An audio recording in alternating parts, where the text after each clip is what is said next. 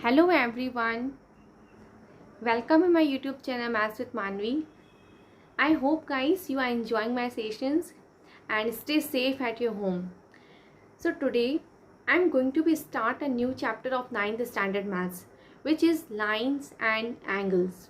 Okay, in this chapter first I want to be give the intro of lines and angles कि lines and angles किस तरह से आपके daily use में work करती हैं.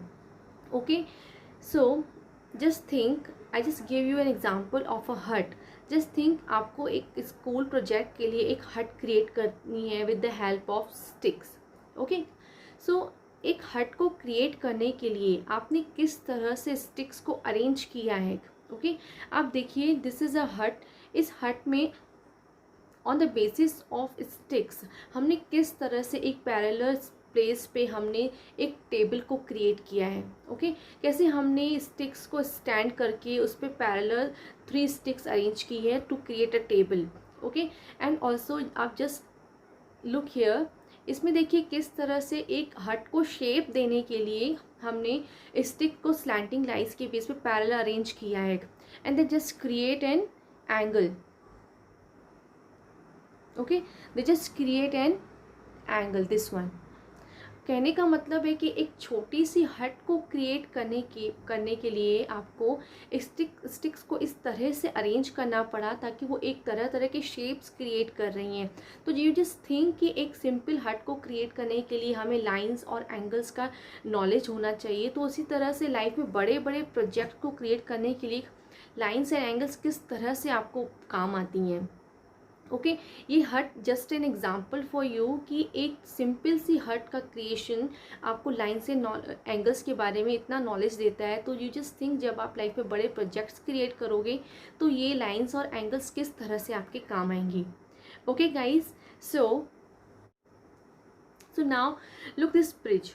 इस ब्रिज एक कॉमन सी एक नॉर्मल सी एक प्रोजेक्ट बेस की मैंने एक ब्रिज क्रिएट की है. सपोज इस ब्रिज को हमने किस तरह से अरेंज किया है, किस तरह से आप देखिए these are the lines.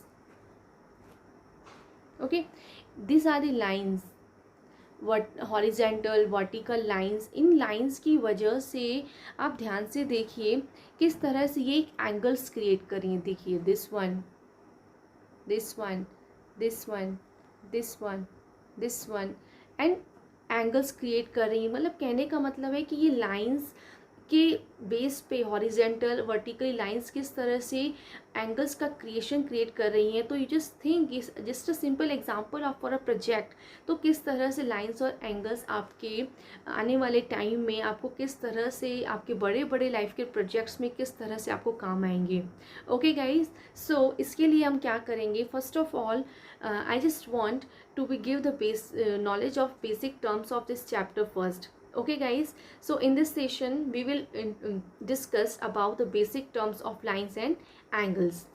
Okay guys, first term is line.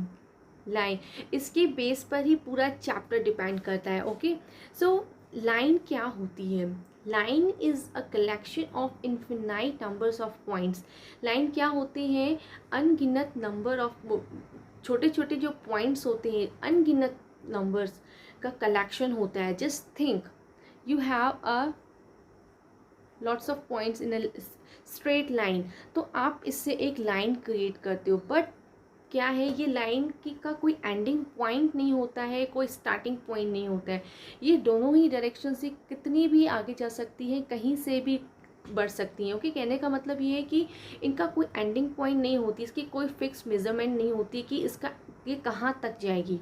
Okay, so this is known as a line. So line is the collection of infinite number of points. Lines infinite अनगिनत बिंदुओं के अनगिनत नंबर्स का collection होता है, जो कि straight collection होता है, जो कि पॉइंट्स को इस तरह से अरेंज किया जाता है कि वो एक लाइन क्रिएट करती हैं. और इस लाइन का ना कोई स्टार्टिंग पॉइंट होता है ना कोई एंडिंग पॉइंट होता है. ये दोनों ही डायरेक्शन से कितना भी बढ़ सकती हैं. Okay, this is just an example of a line जिसमें कि आपने एरो लगे हैं. इसका मतलब ये है कि इसका कोई न तो यहाँ से इसका कोई एंडिंग पॉइंट है, ना ही यहाँ से इसका कोई एंडिंग पॉइंट है. Okay guys, and also a line is generally denoted by small letters such as L, M, P, Q, R, S EDC। Line को हम small letters, in small letters से भी हम चाहे तो डिनोट कर सकते हैं। Okay guys, hope to be clear. Now second term is line segment. Line segment क्या होता है? Line segment is just a part of a line. Line segment line का एक पार्ट होता है, ओके, जिसमें कि टू एंड पॉइंट्स, जिसमें कि दो आपके एंडिंग पॉइंट्स होते हैं, उसे हम क्या कहते हैं? Line segment. Just suppose this is a line, this is a line, okay. अगर मैंने इस लाइन में दो पॉइंट्स बनाए, ओके, तो ये जो पॉइंट बनाए हैं हमने, तो ये इतनी जो मेजरमेंट है ना, this is known as a line segment, okay, जिसकी एक फिक्स मेजरमेंट होती है, this one, okay, just one, जिसकी एक फिक्स मेजरमेंट होती है, okay, this is known as a line segment. जैसे कि हमने किससे डिनोट किया है? AB से डिनोट किया है, ओके। सो लाइन सेगमेंट क्या होती है? This is just a part of a line. एक लाइन का एक पार्ट होता है जिसमें कि दो एंडिंग पॉइंट्स होते हैं, जिसे हम क्या कहते हैं? Line segment. Okay guys, hope to be clear. Next term is ray. Ray is also a part of a line. Ray भी लाइन का ही एक पार्ट होता है, लेकिन इसमें क्या होता है? इसमें एक वन एंडिंग पॉइंट होता है, okay. This is also known as a ray. Just think this is example of a line, okay. इस लाइन में अगर मैंने सिर्फ एक पॉइंट बनाया, तो इस पॉइंट की वजह से ये पूरी लाइन टू पार्ट्स में क्रिएट हो गई। एक का डायरेक्शन दिस वन एंड दूसरे का डायरेक्शन इस साइड जा रहा है, ओके। अगर मैंने एक लाइन को इस पॉइंट की वजह से मैंने दो पार्ट्स में डिवाइड किया, तो एक पार्ट क्या है? इस साइड जा रहा है और दूसरा पॉइंट इस साइड जा रहा है, ओके। तो उसका एक स्टार्टिंग पॉइंट है, लेकिन ये कहाँ तक जाएगा इसका कोई भी you have no an idea, okay. इसका सिर्फ एक ही एंडिंग पॉइंट होता है, okay guys, hope to be clear. This is just an example of a ray. देखिए, जिसमें कि इसका एक एंडिंग पॉइंट है, ओके, एंड दूसरे डायरेक्शन से वो कितना आगे जाएगी, you don't have an idea, okay. Hope to be clear. Next term is intersecting lines. Intersecting lines क्या होती हैं? दो ऐसी distinct lines are known as intersecting lines, जिसमें कि जो कि एक कॉमन पॉइंट क्रिएट करती हैं, ओके। जस्ट सपोज आपने दो लाइंस को इस तरह से अरेंज किया, ओके। ये दोनों लाइंस इंटरसेक्टिंग लाइन मानी जाएंगी। क्यों मानी जाएंगी? क्योंकि ये दोनों ही लाइंस जैसे एक दूसरे को इंटरसेक्ट कर रही हैं, तो they are just create a common point, okay. So इस कॉमन पॉइंट की वजह से ही ये दोनों लाइंस इंटरसेक्टिंग लाइंस मानी जाती हैं, क्योंकि इन दोनों इंटरसेक्टिंग लाइन की वजह से ही एक कॉमन पॉइंट क्रिएट होता है, ओके। सो इंटरसेक्टिंग लाइंस क्या होती हैं? Two distinct lines are known as intersecting lines if they have a common point, जो कि एक ऐसा कॉमन पॉइंट क्रिएट करती हैं जिसकी वजह से that point of intersections of two lines, क्योंकि वो एक पॉइंट टू लाइंस के इंटरसेक्शंस की वजह से क्रिएट होता है, okay. Hope to be clear. You can look here this example, जिसमें कि हमने दो लाइंस इस तरह से इंटरसेक्ट कर रही हैं, जिसके में जो आपका कॉमन पॉइंट क्रिएट हो रहा है उसे हम O से भी डिनोट करके दिखाया है, ताकि आपको ये समझ में आए this common point created with the help of two intersecting lines, okay guys, hope to be clear. Now next term is non intersecting lines. Non intersecting lines क्या होती हैं? ऐसी दो लाइंस, डिस्टिंक्ट लाइंस, जो एक दूसरे को कभी भी इंटरसेक्ट नहीं करती हैं। These lines are known as a parallel lines. आप देख सकते हैं कि इसमें मैंने दो लाइंस आपको प्रेजेंट की हैं, दोनों ही लाइंस पैरेलल हैं, दोनों ही एक दूसरे को कट नहीं कर रही हैं, ओके। एंड वेरी इंपॉर्टेंट कि दोनों ही लाइंस के बीच में एक कांस्टेंट डिस्टेंस है। ऐसी लाइंस क्या करती हैं? ऐसी लाइंस एक कांस्टेंट डिस्टेंस के बेस पे ही क्रिएट होती है, मतलब इनके में एक इनका जो डिस्टेंस होता है ना, वो फिक्स्ड होता है कि वो कितना डिस्टेंस पे उनकी लाइंस क्रिएट होंगी, ओके। कहने का मतलब है कि जैसे कि AB एक लाइन है, अगर ये आगे भी जाएगी तो सीधी ही इसी डायरेक्शन से ही सीधी ही जाएगी, उसी तरह CD भी इसी तरह से ही दोनों साइड से बढ़ेंगी। लेकिन दोनों का जो डिस्टेंस है कांस्टेंट होगा, और ऐसा नहीं है कि ये आगे जाते जाते इनका डायरेक्शन चेंज हो जाएगा या कि वो इंटरसेक्ट करने लगेंगी, ऐसा कुछ भी नहीं होगा। ओके, सो ऐसी दो लाइंस इंटरसेक्टिंग लाइन मानी जाती हैं जो कि पैरेलल होती हैं, जो तो एक दूसरे को कट नहीं करती हैं, और दोनों ही लाइंस के बीच में एक कांस्टेंट डिस्टेंस होता है। Okay, this is a constant distance. इस कांस्टेंट डिस्टेंस के बेस पे ही दोनों लाइंस क्रिएट होती हैं। Okay guys, hope to be clear. Next term is collinear and non collinear points. If 3 or more points lie on the same line, एक line पे 3 और से ज़्यादा जब पॉइंट्स लाई करते हैं, this are known as a collinear point. क्यों? क्योंकि ये एक लाइन पे बने हुए हैं जो कि एक लाइन क्रिएट करते हैं। Okay, these points are known as a collinear points. And non collinear points क्या होते हैं? ऐसे पॉइंट्स जो कि एक लाइन क्रिएट नहीं करते हैं, जो कि किसी भी तरह का शेप क्रिएट करेंगे लेकिन एक लाइन क्रिएट नहीं करेंगे। Just suppose you have a 3 points like this. Okay, अगर आप इन्हें आपस में मिलाओगे भी तो ये लाइन नहीं क्रिएट करेंगे, they just create a different shape like a triangle.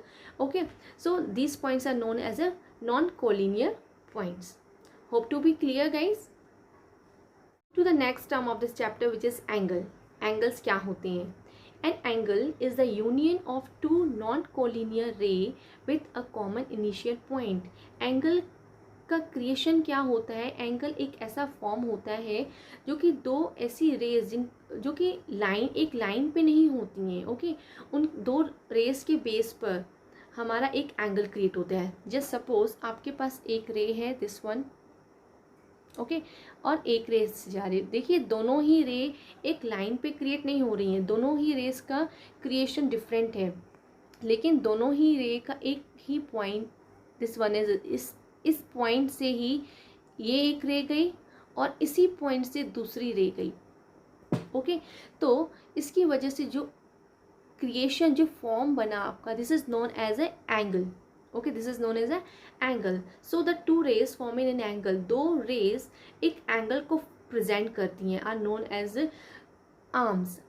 जब दोनों रेज के मिलने से एक एंगल क्रिएट होता है तो ऐसी रेस को हम क्या बोलते हैं? These are known as the arms of that angle. उन्हें हम क्या कहते हैं? उन्हें हम उस एंगल की आर्म कहते हैं।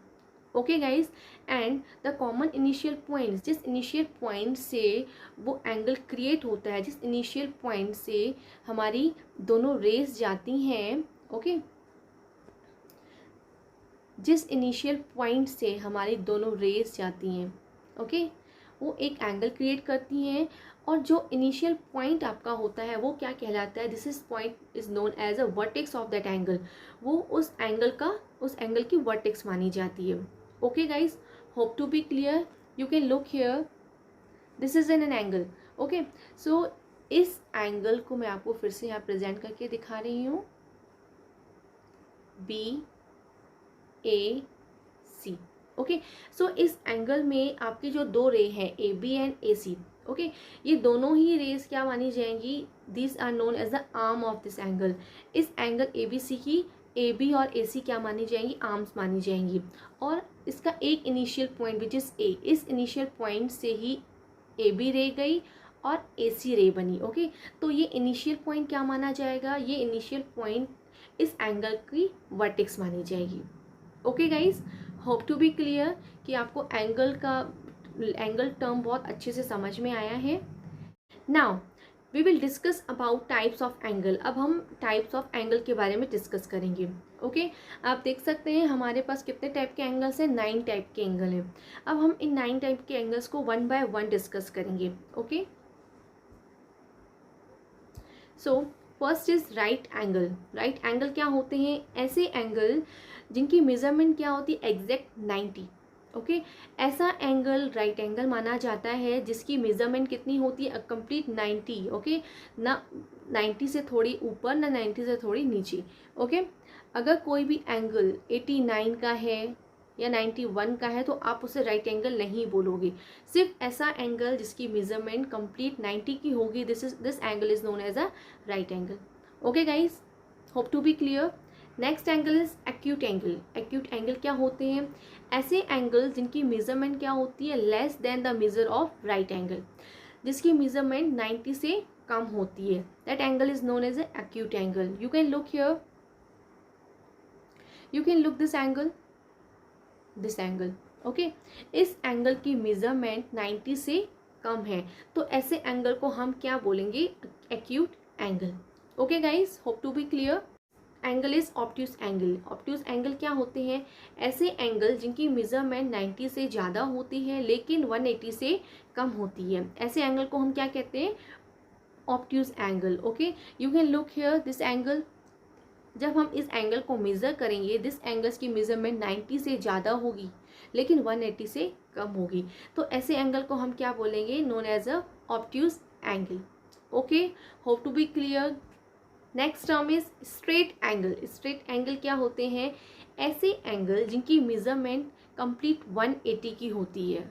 रिमेंबर, क्योंकि आने वाले सेशन में जब आप क्वेश्चन सॉल्व करोगे, स्ट्रेट एंगल आपके बहुत काम आएगा। Okay, so you have to be know the what is the measurement of straight angle.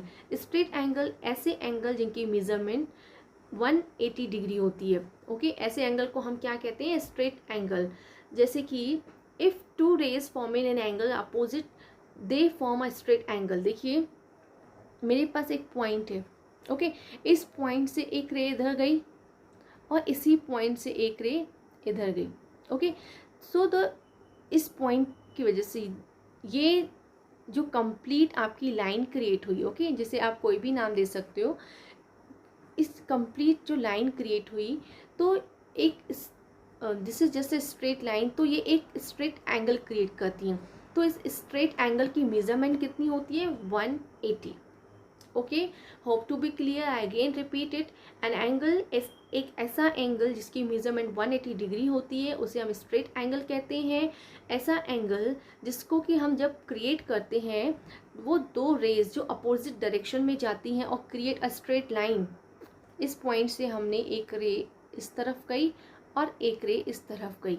Okay, तो इस पॉइंट पर जो एंगल क्रिएट होता है वो कितने का होता है? 180 degree. Okay, this is known as a straight angle. Okay guys, hope to be clear. Next angle is reflex angle. Reflex angle क्या होते हैं? ऐसे एंगल जिनकी मेजरमेंट 180 से ज़्यादा होती है लेकिन 360 से कम होती है, उसे हम क्या कहते हैं? Reflex angle. ओके, आप इसमें देख सकते हैं आपके पास एक एंगल क्रिएटेड है, दिस वन। ओके, तो ऐसे एंगल का जो reflex form, this one, this is a reflex angle. इसकी जो मेज़रमेंट होगी ना, उसकी मेज़रमेंट 180 और 360 के बीच में होगी। अगर हम चाहें कि इसकी हमें मेज़रमेंट निकालनी है कि कैसे होगी, तो जब देखिए, सपोज आप, this is just a line. Okay, तो जैसे कि आपको पता है, आपने स्ट्रेट लाइन आपने देखी, स्ट्रेट लाइन की मेज़रमेंट कितनी होती है? 180। ओके, और अगर इस पॉइंट से हम क्रिएट करें, this is just a complete 360। Okay, तो दिस स्ट्रेट लाइन का दिस पार्ट इज़ 180, और अगर हमें इतना पार्ट और पता करना हो, तो देखिए ये वाला जो आपका एंगल, स्पेशल जो आपका एंगल है, दिस इज ऑब्ट्यूज एंगल। तो अगर ये आपका ऑब्ट्यूज एंगल होगा, सपोज 120 है ये। ओके, सपोज ये 120 है, तो this is 60 plus 180 is total 240। कहने का मतलब है रिफ्लेक्स एंगल की जो मेज़रमेंट होगी वो 180 और 360 के बीच में होगी। ओके, ऐसे एंगल को ही हम रिफ्लेक्स एंगल कहेंगे। Okay, I again repeat it with this example. आप देखिए, आपका ये एंगल है, दिस वन। ओके, ये आपका एंगल है, तो इसका reflex form this is, okay, ये इसकी जो मेज़रमेंट होगी ना, इसकी जो मेज़रमेंट होगी ना, वो रिफ्लेक्स एंगल मानी जाएगी। ओके, और इसकी मेज़रमेंट कैसे की जाएगी? देखिए, आपके पास ये एंगल है जो दिखने से ही आपको दिख रहा है कि वो ऑब्ट्यूज एंगल है। जस्ट सपोज ये 120, कोई भी आप अभी सपोज कर सकते हो, जैसे मैंने सपोज किया 120, और अगर मैंने इसे इसका क्रिएट किया पूरी एक लाइन, तो ये पूरा स्ट्रेट एंगल के बेस पे 180, तो ये कंप्लीट है ही। ओके, सो हमें अगर इतना पार्ट पता करना हो तो मैंने 180 में से 120 को अगर मैं माइनस करूँ विच इज 60, तो इतना पार्ट आपका क्या हो जाएगा 60. This part is 60 and this part is 180, so total is 240 degree. Okay, तो हम इस ऐसे एंगल को क्या कहेंगे, reflex angle. Okay guys, hope to be clear. Now next angle is complementary angle. Complementary angle क्या होते हैं, ऐसे एंगल, ऐसे दो एंगल जिनका सम कितना होता है 90. जब भी आपको दो एंगल्स का सम 90 मिले तो ऐसे एंगल को हम क्या कहते हैं, कॉम्प्लीमेंट्री एंगल. ओके, आप देख सकते हैं इसमें I just created this one. Okay, ये पूरा 90 का है, लेकिन इसे क्रिएट करने के सपोज कीजिए कोई एक एंगल इसमें क्रिएट हुआ है. ओके, तो दिस एंगल की मेजरमेंट और इस एंगल की मेजरमेंट का जो सम होगा ना, अगर वो 90 हुआ तो उसे हम क्या कहेंगे, complementary angle. Mean x plus y, here x and here y, x plus y is equal to, अगर 90 हुआ तो हम क्या कहेंगे, उसे हम complementary angle. Okay guys, this is just an example. So complementary angle, ऐसे एंगल जिनका सम 90 होगा उसे हम क्या कहेंगे, जिनका सम, सो ऐसे एंगल जिनका सम, सो दो ऐसे एंगल जिनका सम 90 डिग्री होता है उसे हम क्या कहेंगे, complementary angle. In this example BAX and XAC are complementary angle, क्योंकि जब इनका जब हम सम लेंगे तो उनका सम 90 डिग्री का होता है. So this is known as a complementary angle. Okay guys, hope to be clear. Supplementary angle, supplementary angle क्या होते हैं, ऐसे दो एंगल जिनका सम कितना होता है 180 डिग्री, उसे हम क्या कहते हैं, सप्लीमेंट्री एंगल. जस्ट सपोज आपके पास एक लाइन है.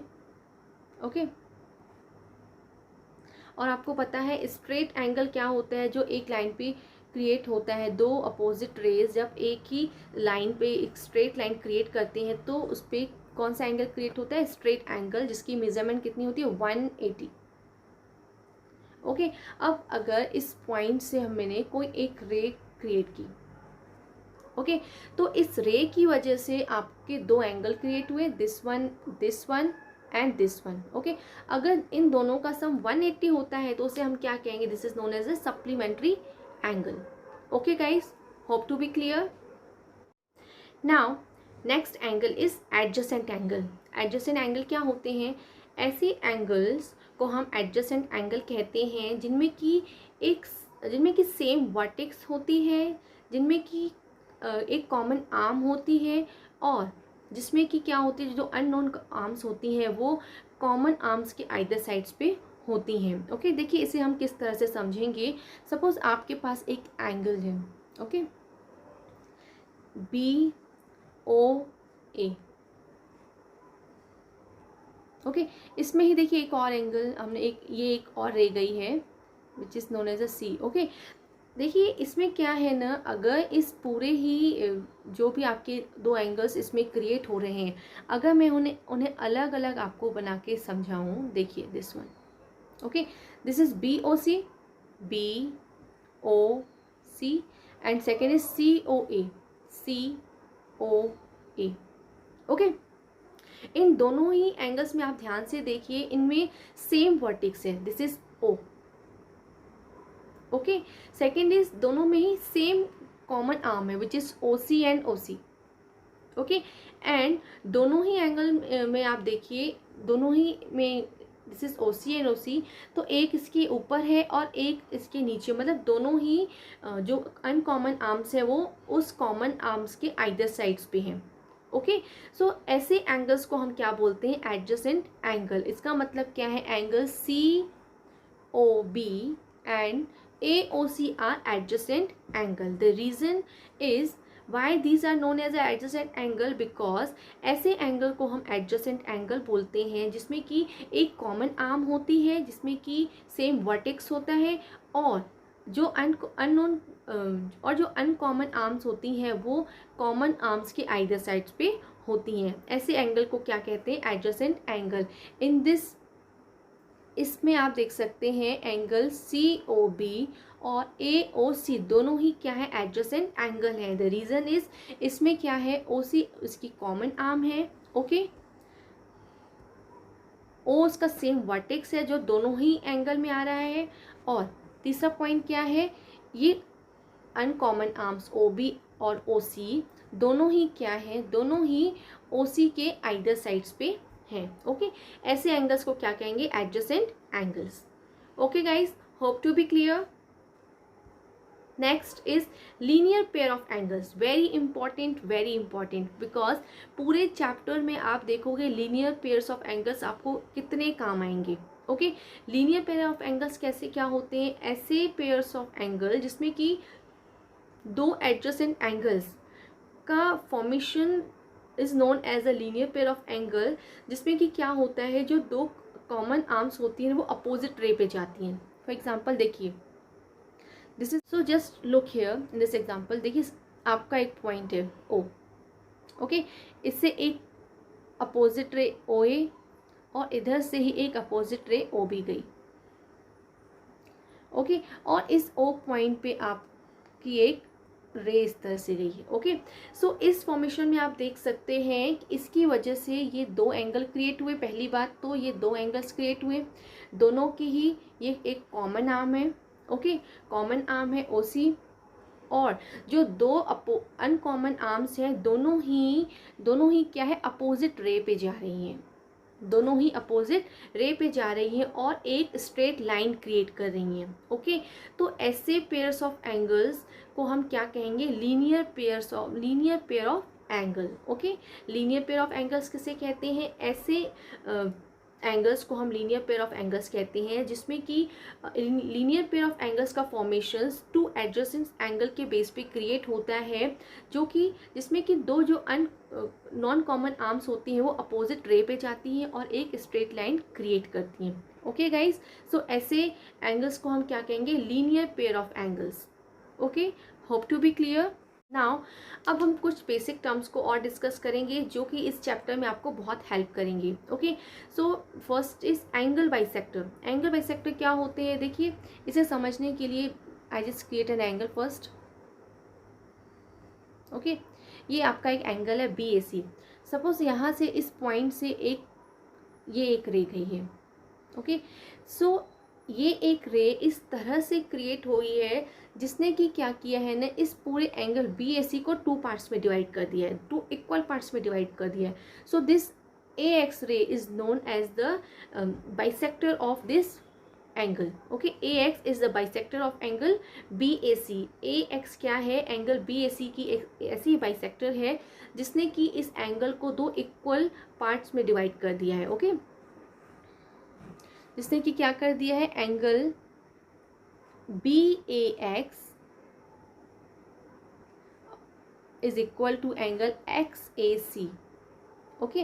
मतलब इस ए एक्स बाइसेक्टर की वजह से क्या हुआ है ना, इसने एक एंगल, इस ए एक्स बाइसेक्टर की वजह से क्या हुआ है, ये दो एंगल्स इस एक एंगल में बन गए हैं, और जो दोनों ही एंगल है ना इस ए एक्स बाइसेक्टर की वजह से दोनों ही एंगल्स आपस में इक्वल होंगे, okay guys. Hope to be clear. Now the next term is vertically opposite angles. Vertically opposite angles क्या होते हैं, इसे समझने के लिए सबसे पहले I just want to be draw a figure, okay. आपको फिगर ड्रॉ है but again I want to be present this. Suppose you have two lines A B and C D,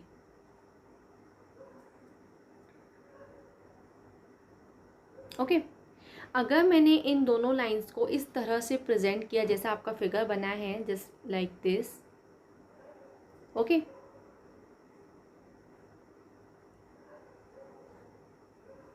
आपने इनको नेम वही दिए A B and C D, okay. जब आपने दो lines को इस तरह से प्रेजेंट किया तो आप ध्यान से देखिए इसमें आपके एंगल्स क्रिएट हो रहे, this one, this one, this one and this one, okay. आपने सपोज इस इंटरसेक्टिंग पॉइंट को आप कौन सा नेम दे देते हो, ओ, ओके। तो आप ध्यान से देखिए इस ओ से सपोज कीजिए दिस रे एंड दिस रे, ओके। दोनों रे क्या कर रही हैं, इस एंगल को क्रिएट कर रही हैं, ओके उसी तरह से ये वाली रे और ये वाली रे इस एंगल को क्रिएट कर रही हैं. Okay guys, this ray and this ray create this angle. Okay, and this ray OP and this ray OB ये कौन सा एंगल क्रिएट कर रही है? In this angle. ओके इसका कहने का मतलब क्या है, दो लाइंस को जब हमने इस तरह से प्रेजेंट किया कि इन्होंने एक दूसरे को इंटरसेक्ट किया, तो इंटरसेक्टिंग पॉइंट की वजह से ये क्या है, इसमें 4 एंगल्स क्रिएट हो रहे हैं. ओके तो इन 4 एंगल्स में आप ध्यान से देखिए, वर्टिकली अपोजिट एंगल्स क्या होते हैं? ऐसे एंगल्स जो एक दूसरे के अपोजिट हो. Okay suppose BOC, this one angle BOC की अपोजिट एंगल कौन सा है? This one angle AOD. ये क्या होंगे? आपस में इक्वल होंगे. ओके ऐसे एंगल्स को वर्टिकल अपोजिट कहते हैं, जो एक दूसरे के आप देख सकते हैं, जैसे this angle is opposite of this angle. Okay these are equal. And उसी तरह से angle this one angle BOD is equal to angle AOC.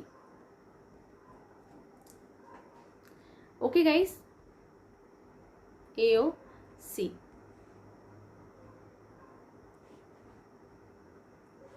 Okay guys, hope to be clear. तो इस फिगर में अगर हमारा इंटरसेक्टिंग पॉइंट दिस वन, तो ये जो एंगल क्रिएट हो रहा है, ओके इस आर्म की वजह से, इन दो आर्म की वजह से जो एंगल क्रिएट हो रहा है, इसके अपोजिट वर्टिकली अपोजिट कौन सा होगा? This one. उसी तरह से इस एंगल के अपोजिट वर्टिकल अपोजिट एंगल कौन सा होगा? This one. Okay this is just a presentation कि आपको फिगर से ज़्यादा अच्छे से समझ में आता है कि हमारे जो टर्म्स है वो हमसे क्या कह रहे हैं. Okay guys, I hope guys आपको ये टर्म बहुत अच्छे से समझ में आए हैं. और जैसे जैसे आप और आने वाले सेशन में प्रैक्टिकल क्वेश्चन सॉल्व करोगे ऑफ द एक्सरसाइज, तो ये टर्म आपको और अच्छे से समझ में आएंगे. हो सकता है ये टर्म्स अभी आपको उतनी अच्छे से समझ में नहीं आए हों, लेकिन जब आप प्रैक्टिकली क्वेश्चन सॉल्व करोगे और इन टर्म्स को जब आप प्रैक्टिकली यूज़ करोगे, तो ये टर्म्स आपको और अच्छे समझ में आएंगे. Okay guys, so if you like this session, so please like, share and subscribe. और आने वाले सेशन में मैं इस टॉपिक से रिलेटेड थ्योरम्स डिस्कस करूँगी, और इसके आज जो मैंने बेसिक टर्म डिस्कस किए उसके बेस पर कुछ क्वेश्चंस भी सॉल्व करूँगी. Okay I hope this session gives you lots of information, और आने वाले सेशन भी आपके लिए ज़रूर यूजफुल रहेंगे. So if you like this session, so please like, share and subscribe, and also click the bell icon button to get all the notification of this channel. Okay guys, so have a great day, have a good day. Bye bye.